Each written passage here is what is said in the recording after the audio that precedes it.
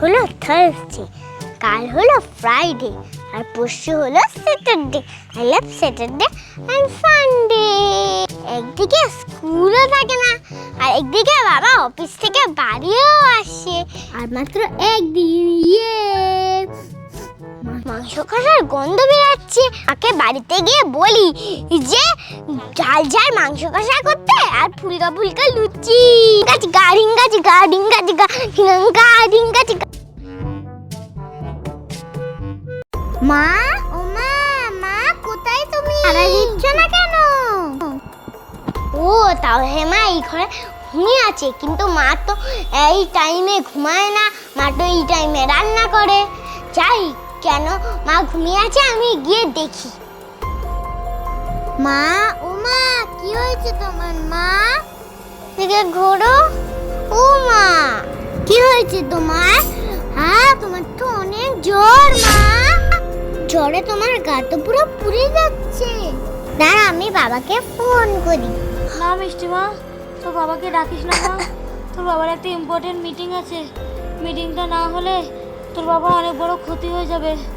ডাকিস না মা।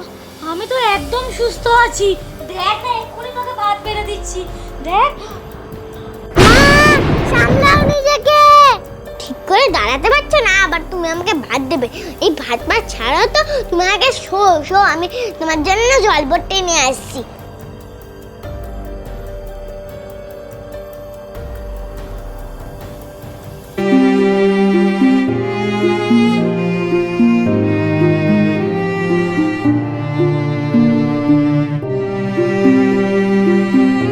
মা তো খুব কষ্ট পাচ্ছে, আমি তো খুব ছোট, মাকে আমি ডক্টরের কাছে নিয়ে যেতে পারবো না। আচ্ছা, যদি ডক্টরকে মার কাছে নিয়ে আসি তাহলে কেমন হয়? আইডিয়া।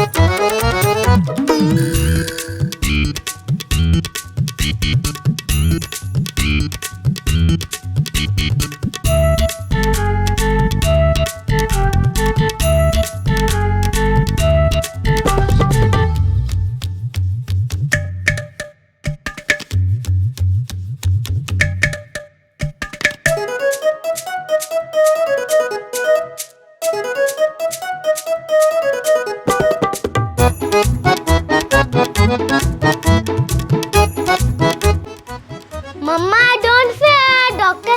Misty is here.